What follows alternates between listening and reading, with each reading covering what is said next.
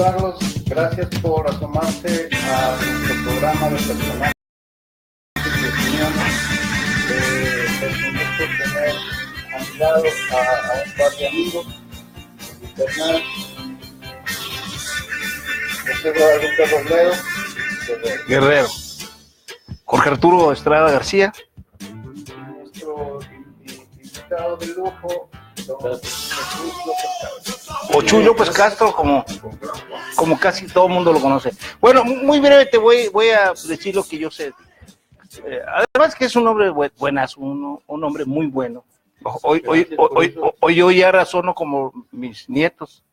Ajá. Llega un día uno de 7 años y está viendo una película y me dice, abuelo, ¿es bueno o es malo el que está ahí? Entonces, ya ahorita como están las cosas, eso es lo que te define si eres bueno o eres malo.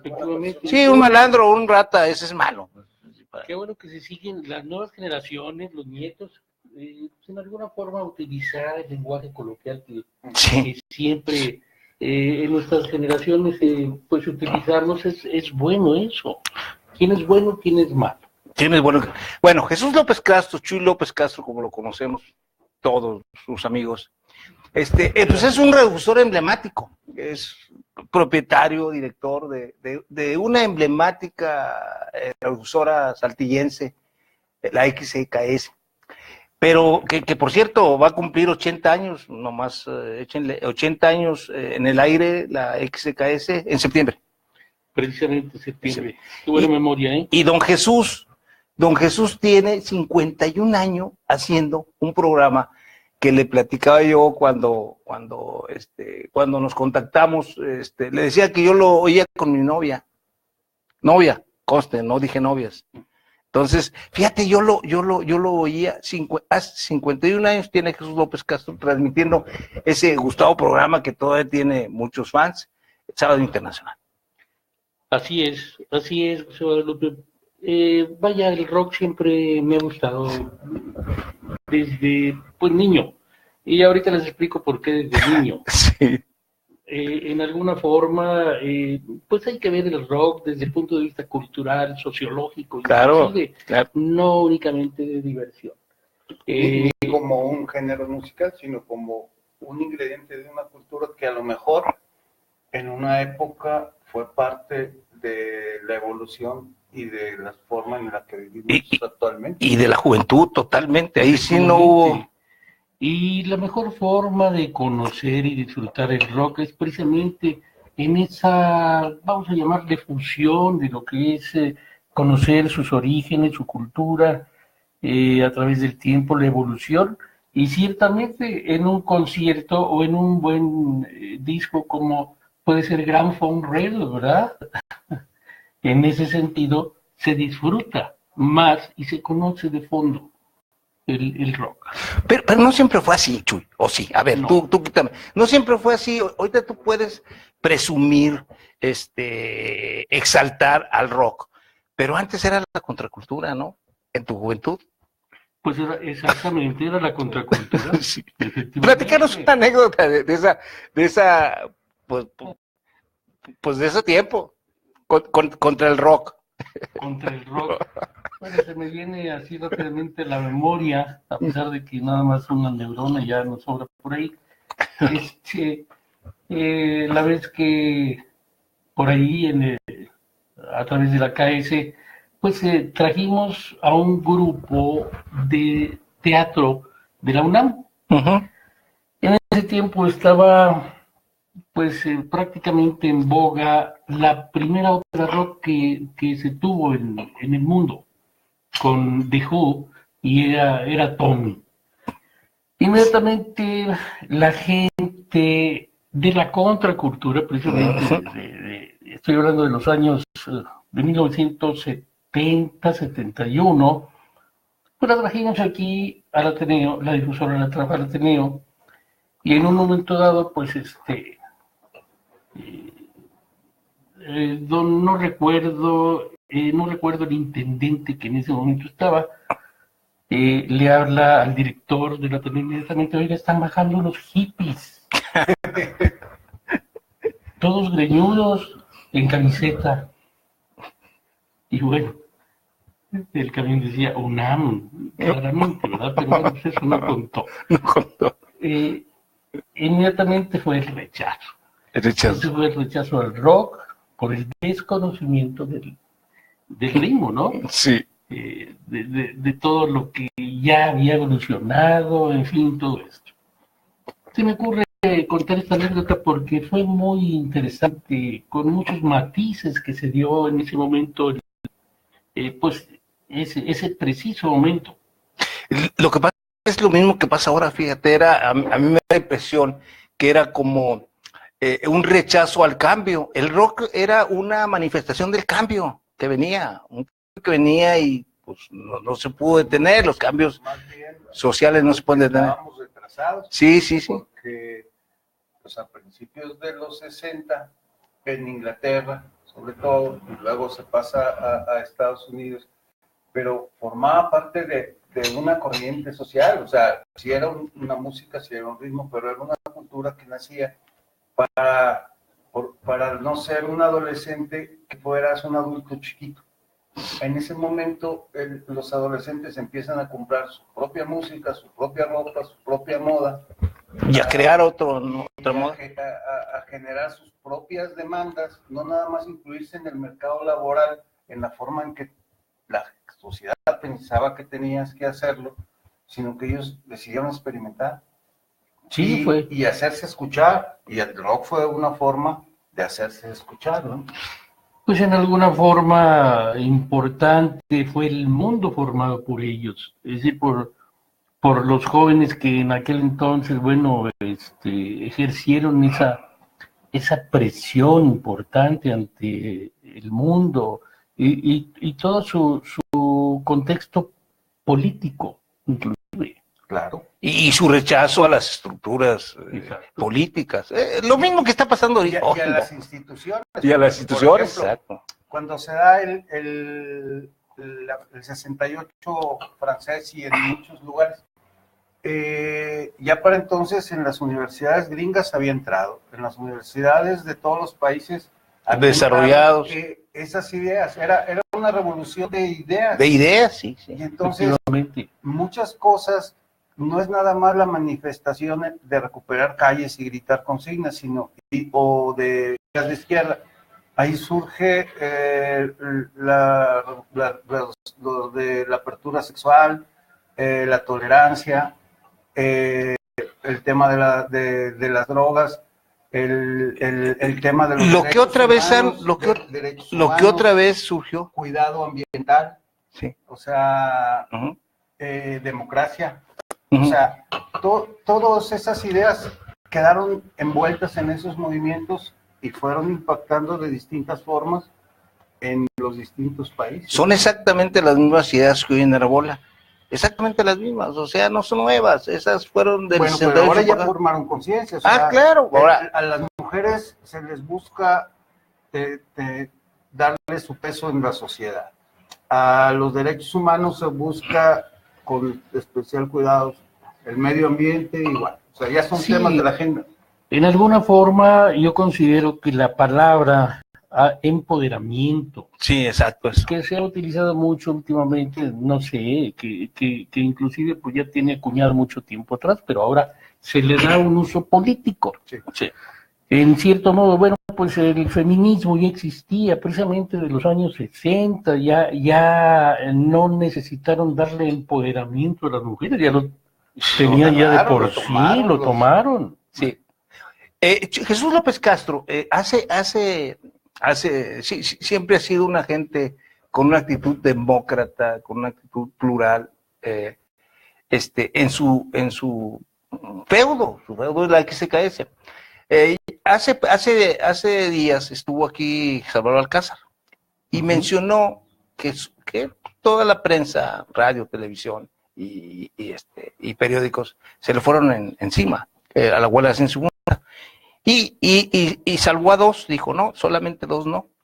El periódico independiente del padre de Jorge Arturo Estrada, don Antonio Estrada Salazar, y la XKS de los hermanos Castro, Efraín, en paz descanso, y Chuy López Castro. Y obviamente esa actitud fue porque simpatizabas. Sí, era un movimiento justo. Yo así lo clasifiqué en ese momento, era un movimiento justo, como lo fue justo el movimiento de autonomía, en fin, de la universidad. Y es por eso que en un momento dado, pues, ¿por qué no abrir los micrófonos hacia una libertad de expresión, ¿verdad? Es decir, tanto de sus actores como de la opinión pública en términos generales. Porque en eso también marcaste pauta, porque por ejemplo el otro día releía un libro de Jaime Martínez Veloz, que se llama Crónicas de una utopía o algo así. Ahí él menciona en forma especial a tu estación y a cómo dedicaste espacio y transmisiones remotas con Ángel Sánchez. Haciéndola.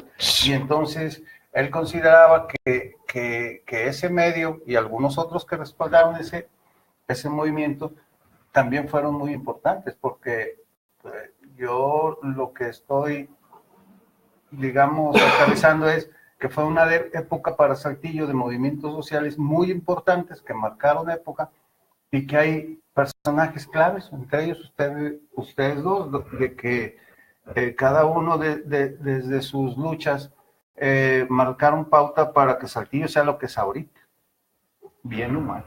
Pero antes de llegar a lo político, Chuy, vamos a terminar el rock porque es una de las señalamientos que haber hecho. Es que luego se meten en otro tema y no te vuelven rock.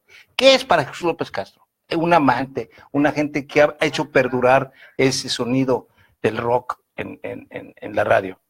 La verdad es que Velo, eres el único. El rock ese, el rock, el que todo el mundo identifica como rock, porque hay rock que yo, bueno,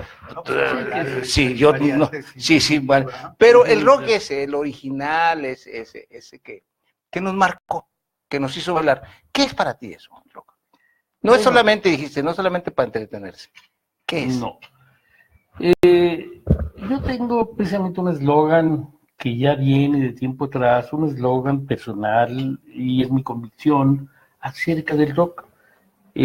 Para mí ha sido siempre una metamorfosis eterna de profundas raíces y la evolución o sublimación pues de un sentimiento. El rock está en continuo cambio. Lo que es el rock, no lo que es una música comercial que parece rock, no, eso nada tiene que ver, ¿no? Entonces, para mí eso es el rock, es el ejercicio de una cultura, el ejercicio actual de una cultura ancestral. Si nos ponemos a analizar un tanto el advenimiento del rock al siglo XXI o al siglo XX, sobre todo al siglo XX, bueno, pues traemos los movimientos esclavistas desde el siglo XVIII aproximadamente, ¿no? Y su desarrollo a través del blues, en Estados Unidos, todo esto, se da en el litoral, sobre todo del sureste de Estados Unidos, y se ramifica por toda la nación. El rock es eso, es un sentimiento profundo.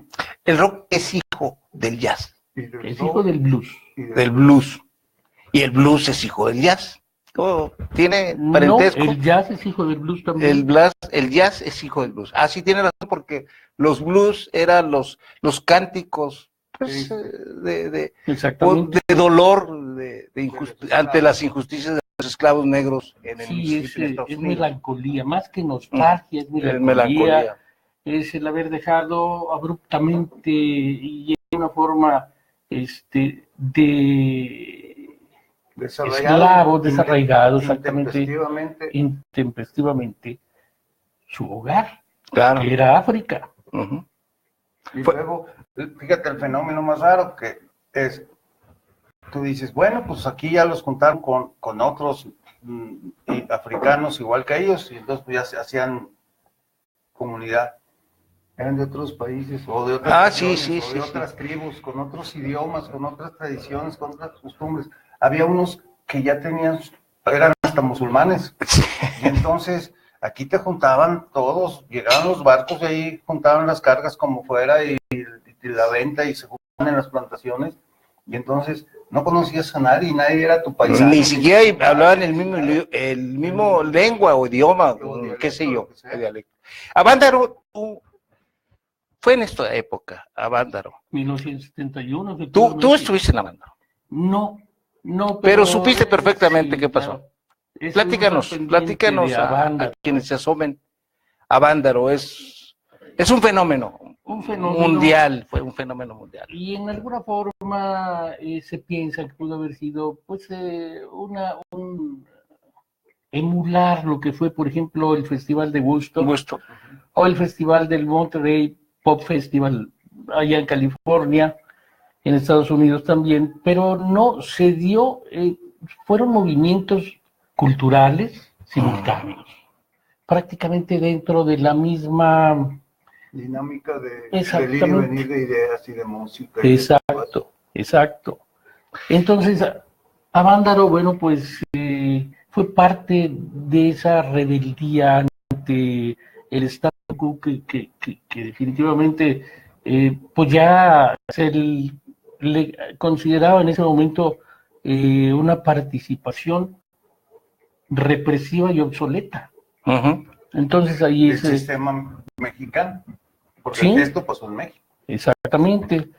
¿Y Avándaro fueron qué? ¿500,000 los que se dieron cita o 1,000,000? No, allí en Avándaro fue un poco menor, pero sí llegaron a 100,000, 150,000, algo así. Mucha gente. Es mucha gente. Y es que nunca los contaron porque sí cobraban. Sí. Pero como era así en un terreno... sí, era un terreno boscoso. La gente entró por donde pudo. Avándaro está a unos cuantos kilómetros de uno de los pueblos mágicos que a nosotros nos gusta mucho, es Valle de Bravo. Valle de Bravo, exactamente. Es una zona boscosa. De juniors de aquella época. Sí. Estaba de moda. Y precisamente muchos de los organizadores eran millonarios, hijos de millonarios, que les gustaba la música. El rock, sí. Y tenían esa inquietud. Sin embargo, no se llamó originalmente el Festival de Avándaro, se llamó Festival de Rock y Ruedas, porque iba a ser esto una carrera de automóviles precisamente organizada por toda esta gente, de esta élite. Y si no era élite, bueno, pues era gente de protestante, estaba protestando. Media alta, ¿no? Sí, claro. Cuando se vio que tomó otro cauce o otra forma de llevar adelante el grito de rebeldía, pues entonces se convirtió en un festival exclusivamente de rock. Se olvidaron de las carreras porque nadie iba a las carreras. Nadie iba a las carreras. Pero además no fue un día, fueron un par de días, 3 días. 3 días. 3 días también. 3 días, 150,000 gentes y no haber sucedido un hecho violento, digno de considerarse, eso es muy importante. Fue una muestra que le dio mi generación, nuestra generación, al gobierno, decirle, podemos estar 150,000, es más, pachecos, porque pues ahí había, pues era paz de amor, hace el amor, no la guerra. Acuérdate de todas esas cosas. Entonces, eso era Avándaro, 150,000. Sí, y en hombres y mujeres forma, pues bueno, siento yo que también fue un efecto de los movimientos estudiantiles, universitarios y de jóvenes en términos generales, pero si queremos añadir cuerpos docentes de universidades diversas en el mundo, bueno, pues Avándaro también fue una repercusión de 1968 aquí en México, del movimiento del 68. Sí. Aún después, en el movimiento del 68 y del 2 de octubre, la gente comenzó a tratar de tocar rock en la Ciudad de México. Lo reprimieron. No hubo esa... tocadas clandestinas o semiclandestinas, ¿verdad? Los hoyos funkis. Los hoyos funky. Entonces, en ese sentido, pues empezaron a esconderse todos y los conciertos, o como le ha llamado la raza, así coloquialmente, en los últimos años, las tocadas, Ujú. se hacían en casas particulares, ¿verdad? Donde pues ya no podía hacer nada la autoridad ahí, ¿no? O en una bodega. Y O en no nos una avisaban bodega, así. exactamente, o se volvía a aquellos lugares de garajes, o vaya de cocheras, De cochera. de cocheras. Ujú. Es que en Estados Unidos también así comenzó el rock, no bajo esa presión o rechazo, aunque no dejó de tenerlo, y comenzaron a tocar en los garages. Fíjate, exactamente igual que lo del jazz, en muchos momentos los garages o donde estacionas el carro, ahí se hacían las tocadas de jazz. Era un ritmo proscrito, era un ritmo Un ritmo proscrito, pero era imposible Detenerlo. detener ese ritmo ya proscrito, porque en un momento dado tomó carta de naturalización mundial, mundial. Exacto. mundial. Y luego se Por mezcló eso con las está cuestiones eso. políticas. Sí, porque al mismo tiempo convivieron las autonomías, La lucha de los- la izquierda, la guerrilla. La lucha de los afroamericanos en Estados Unidos. Bueno, pero yo digo, Sí, en México. estaba todo, 68, estaba la guerra sucia. 70, exacto. O sea, estás hablando ya en los principios de los 70. Entonces había pasado a hablar con Azo, había sido a Vándaro, estaban los Hoyos Funky, estaba la guerrilla, estaban los movimientos urbanos populares Así en el DF y en el noreste, y la autonomía en Los sindicatos universitarios. Sí, todo eso generó. Y luego el discurso echeverrista del tercermundismo, ¿no? De que nos empezamos a reconciliar con Cuba más plenamente, luego pasó de Allende, llegaron los exiliados, o sea, fue una época muy, Sí, fue una muy época especial, muy especial. Sí. Mucho, muy interesante. Muy Así como no, especial. tan interesante, perdón. No, tú eres el invitado, mi querido Chuy. Gracias. Tan especial que, vaya, el marco de la contracultura hizo caer a Richard Nixon en los Estados Unidos.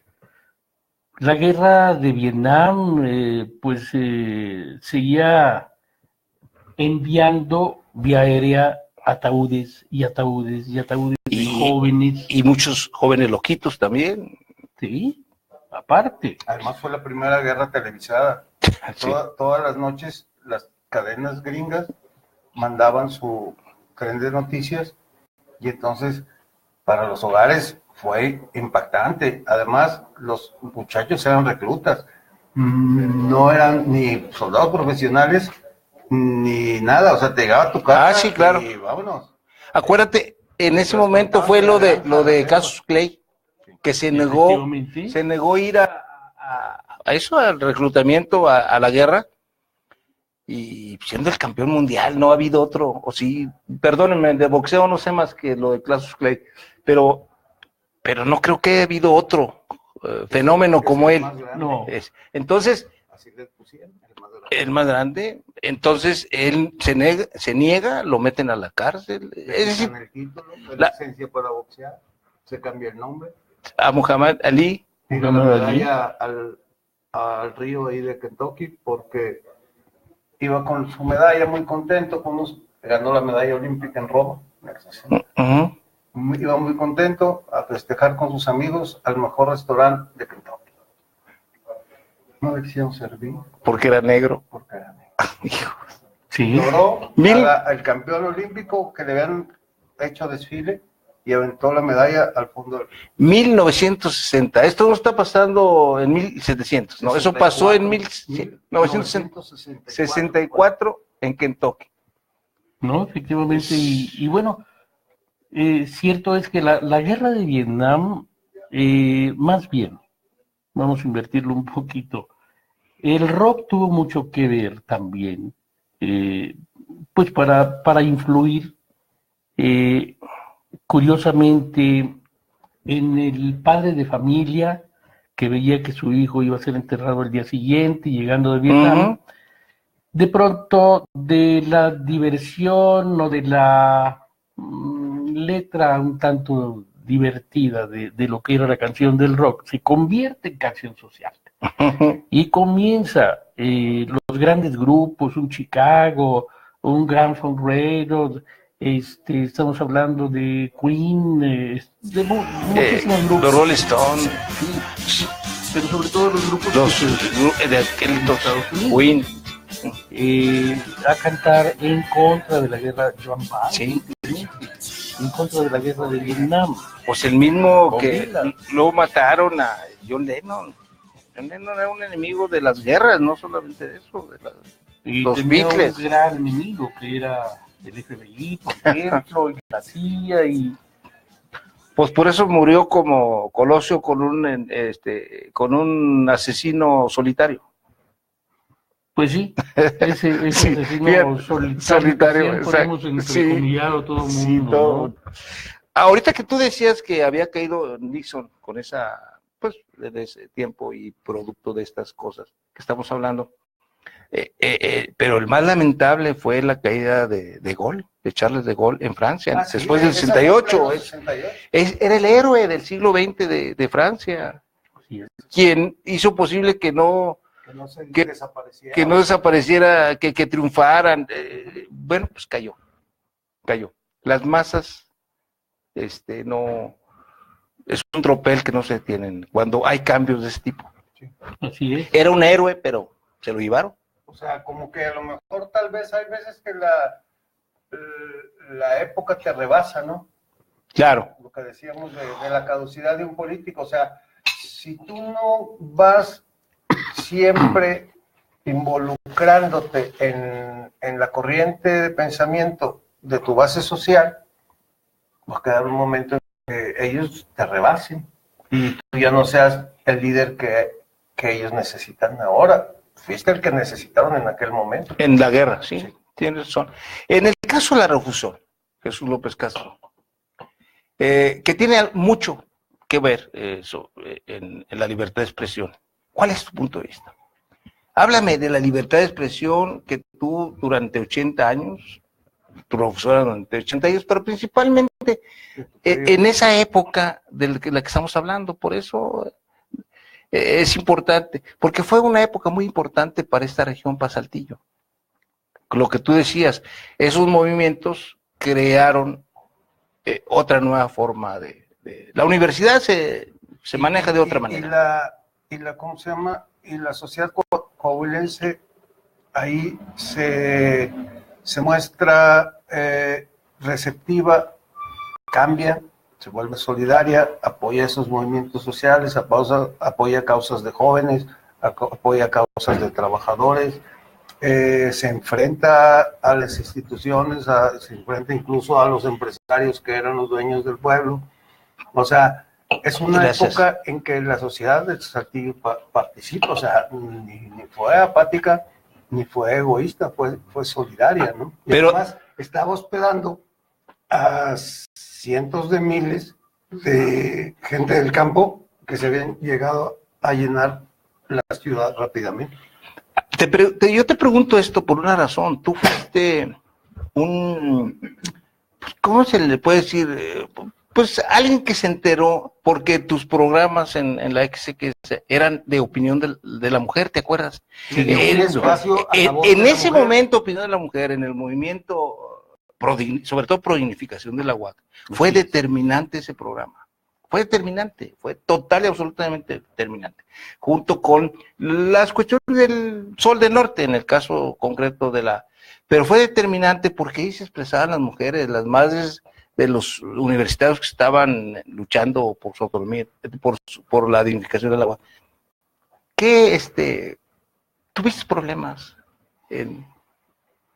Bueno, inicialmente el tabú de represiones de autoridades surge en uno. Sobre todo en los principios o finales de los años 60. ¿no? Sí, en un momento dado, bueno, yo me inicio en la estación en 65, finales del 65. Entonces, bueno, pues trae uno todos esos temores de que no poder hablar porque, por el 68, por situaciones previas al 68, movimientos sociales, los médicos, por ejemplo, en fin, todo esto. Y, y entra uno en una situación encontrada entre, bueno, irse uno a la Constitución que no tiene en un momento dado, en ese tiempo, en ese momento, pues la conciencia suficiente como para hacer valer la libertad de expresión a través de su artículo sexto, ¿no? Pero bueno, después va tomando uno conciencia. En el 68 yo me regreso a México. Yo estuve en México del 61 al 65 estudiando. En el 68 yo me regreso ya cuando mis hermanos podían en un momento dado pues apoyar a mi madre, que después de la muerte de papá, bueno, pues se quedó ella al frente de la difusora, ella y yo. Me regreso a México al 68 a tomar algunos diplomados precisamente sobre medios de comunicación. Y te toca. Y me toca el 68. Me tocó una represión que no la olvidaré nunca. No vivida o que en alguna forma me haya, no sé, tocado esa represión físicamente. Pero yo la viví porque yo la vi. En la antigua calle de Bucareli, precisamente ahí frente a Gobernación. Yo salía de la escuela, en ese momento, y ya el movimiento del 68 era el mes de agosto de ese año. Estaba en todo su apogeo. Voy pasando, llegan los universitarios, yo estuve en el Politécnico, llegan los politécnicos, llegan la gente de la UNAM, vaya, el movimiento total allí estaba presente. Pero llega el ejército y llegan los antiguos granaderos, en fin, y hay choque enorme en ese momento. Surge de pronto, al ver uno cómo reprimen y golpean y pues yo no puedo decir que en ese momento asesinan, porque eso no lo vi, pero vi cómo golpeaban a alguien. Surge en uno una situación de solidaridad con la víctima, pero en un momento no de compasión por la víctima, no. Surge aquí una posición de rebeldía y de confrontación. No puedes hacer nada en ese momento, pues, obviamente. Y estás viendo a gusto, ¿no? Y es toma de conciencia y de Exacto. Y es toma de conciencia. Me voy de inmediato por ahí a buscar algún teléfono. ¿Qué iba a hacer con ese teléfono? Transmitir a la estación de radio, aquí a la KS, lo que en ese momento estaba sucediendo. Las líneas estaban cortadas de los teléfonos públicos. Recuerdo que me voy a la XCW porque estaba por ahí cerca en ayuntamiento, no recuerdo el número, pero ahí he estado toda la vida. A la XCW y inocentemente piensa uno, bueno, pues como colega, yo creo que me van a dar. Sí. Sin embargo, W pues era Telesistema Mexicano, era lo que ahora es Televisa, en fin, todo esto, ¿no? Entonces pido algún teléfono, no, pues fíjese que todos están ocupados, no podemos, ¿verdad? Hay una situación difícil. No traía yo grabadora porque no la sabía. ¿Y de qué tamaño estarían? Pero no había en ese momento, no había. No, el cassette no existía todavía. Todavía. O sea, sí había grabadora, pero estaba de ese tamaño. En fin, al fin logré conseguir ya demasiado tarde, pues no demasiado tarde, ¿verdad? Porque era el mismo día un teléfono libre y hago mi narración de lo que sucedió o lo que había sucedido ese mediodía en la Ciudad de México. Y cómo marcó el movimiento del 68, ¿no? Llegando aquí, pues piensa uno que ay, me van a estar esperando ahí con esposas y no sé, garrotes y cosas así. No, afortunadamente no pasó nada, pero surge pues esa pasión por darle a la gente, al pueblo, la palabra a través de un medio de comunicación. Que eso siempre fue consecuencia, fuiste muy consecuente con eso. Gracias, y además era mi obligación, porque digo, si se precia uno de que pues, tiene un medio y lo quiere únicamente para dedicatorias y eso, pues no se vale tampoco, ¿no? O para saludar, mandar saludos. Mandar saludos. Que es válido, sí, ¿verdad? Hay tiempo para todo, ¿verdad? Hay tiempo para todo, pero yo creo que debe dedicársele a dar espacios a la voz de la gente. Fíjate, yo les platicaba, ¿sabe qué día? Que antes, estoy hablando de la Edad Media, eso que estás hablando era lo que representaban los bufones. Los bufones se metían entre la gente, escuchaban lo que sentían de su rey o de su jefe, y ellos lo hacían chiste e iban y se lo presentaban al rey. Y él podía decir esos chistes, era el único, porque le estaba informando al rey lo que la gente pensaba. Bueno, pues ni siquiera a veces el papel de bufones nos dan chance de hacer, de recoger lo que Porque si la audiencia, hay alguien tan joven que tal vez no sepa, las radiodifusoras pues son una concesión que el Estado brinda, otorga, se contrata o lo que sea. Y antiguamente para los periódicos no era una concesión, sin embargo estaba prohibido importar papel periódico y el gobierno era el dueño de las fábricas del papel periódico. Entonces estabas obligado, número uno, a consumir el papel que el país producía y número dos, a comprárselo al gobierno. En la medida que te salías de ese marco, pues te ibas a quedar, si estás en el radio, sin permiso para transmitir. Si estás en el periódico, sin papel para hacer llegar las noticias. Eso, o sea, era la dicta blanda o como le quieras eso llamar. sin contar que no ibas a tener publicidad de nadie. Aparte.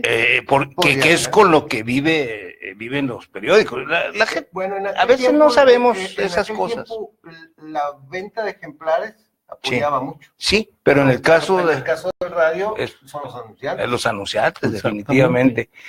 Chuy, la otra vez le platicaba yo a Jorge Arturo, porque déjame decirte por qué nuestras pláticas son muy recurrentes sobre eso. Porque Jorge Arturo está empezando su tesis. Y fíjate, a mí me cae muy bien Jorge Arturo y me siento orgulloso incluso delatarlo, lo que está haciendo. Él va a hacer su tesis sobre los 4 movimientos importantes, Saltillo, que tú participaste, obviamente en todos, pero que además fueron ganadores. No están en el calendario de la izquierda, que puras pérdidas, la masacre del 68, del 71, de los médicos, de los copreros, no, son movimientos ganados con el apoyo de la sociedad, del pueblo popular. Entonces, yo le decía que en cierta ocasión me acuerdo de eso, que pues llegamos a la Arbusora y bueno, pues eran nuestros amigos, Efraín y Chuy. Oye, pues vamos a tomar la Arbusora. Así le decíamos. A nosotros llegábamos y la tomábamos, no eran nuestros cuates, pero él sí era nuestro cuate. Oye, vamos a tomar la Arbusora. Espérate. O él o su hermano Efraín. Nada más no toquen los instrumentos. Nosotros lo manejamos hasta que nos saquen del aire. Porque también nos advertían que nos podían sacar del aire. ¿Alguna vez nos sacaron del aire?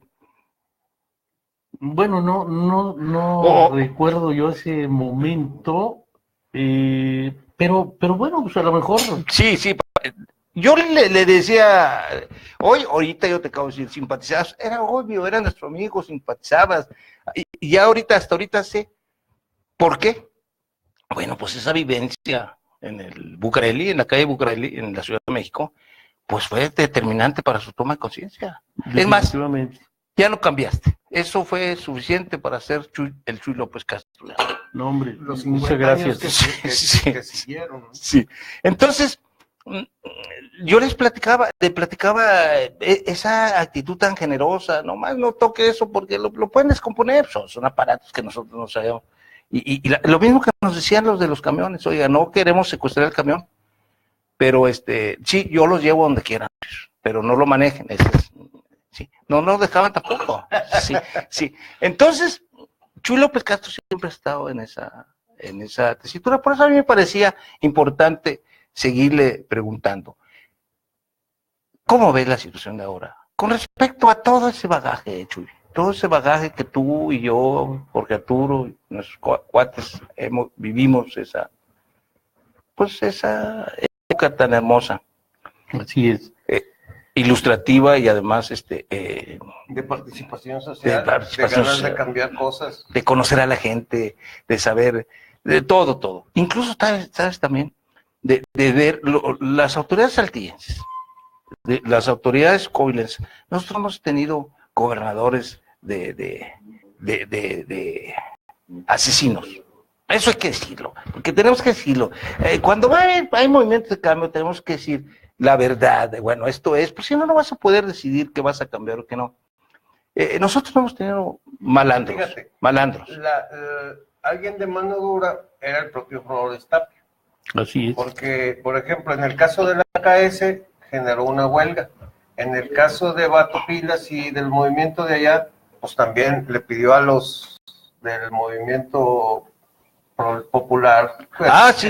A Chiapas, ¿verdad? Sí. ¿Y algo en Torreón? Algo sí, pasó. Pues esa es la misma. Cuando entonces, meten al bote a Batarse. Y los echan para Chiapas, y luego pasó lo que pasó después, 20 años después, ¿verdad?